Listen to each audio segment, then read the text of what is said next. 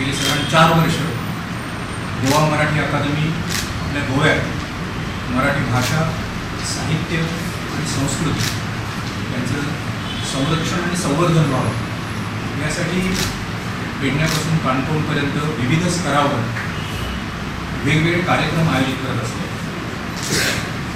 अलीकडेच साखरेला रवींद्र भवनमध्ये जवळजवळ 2000हून जास्त युवा विद्यार्थ्यांचा सृजन संगम हा कार्यक्रम झाला. आत्ता या महिन्यामध्ये 2 महत्त्वाचे कार्यक्रम आहेत आणि त्याविषयी माहिती देण्यासाठी आज आपल्याला या ठिकाणी निमंत्रित करण्यात आले. या मार्च महिन्यामध्ये 27 तारखेला मराठी दिन आहे.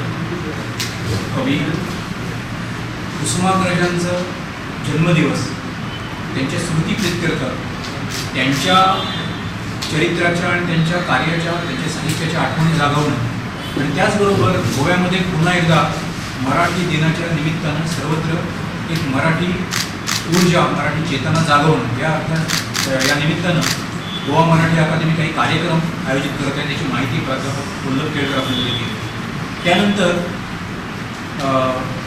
याच महिन्यामध्ये 29 तारखेला संपूर्ण गोव्यातील विविध क्षेत्रामध्ये कार्यरत असलेल्या महिला संमेलन या ठिकाणी पणजीमध्ये आयोजित करण्यात आलेलं आहे. त्याची माहिती आपल्याला पौर्णिक केळकर देते. लगेच पुढच्या महिन्यामध्ये आपले विविध तालुक्यामध्ये काही सांस्कृतिक कार्यक्रम होणार आहे, संमेलन. त्याच्यामध्ये कानपूरला 15 मार्चला सांस्कृतिक संमेलन होणार आहे. महिला मराठी संमेलन येत्या 19 फेब्रुवारी कला आणि संस्कृती भवनच्या मध्ये आयोजित करण्यात आलेले आहे. एकूणच 2 महिलांच्या क्षेत्रातील साहित्य, संस्कृती व कला या क्षेत्रामध्ये महिलांचा जो सशक्त आणि सर्जनशील प्रवास सुरू आहे, त्या प्रवासाचा प्रातिनिधिक आविष्कार म्हणून या महिला संमेलनाकडे आम्ही करत आहोत.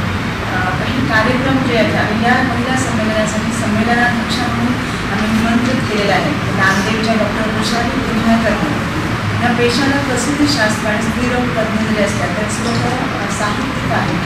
त्यांच्या काव्यसंग्रहाला महाराष्ट्र शासनाचे पुरस्कारही मिळालेले आहेत आणि मुख्य म्हणजे साहित्याची संवेदनशीलता घेऊन समाजभान राखून त्यांनी सामाजिक उपक्रम अनेक राबविलेले आहेत. अशा कृतिशील अशा साहित्यिका ज्या आहेत त्या आम्हाला उद्घाटन समारंभासाठी त्यांचा सहभाग होत आहे.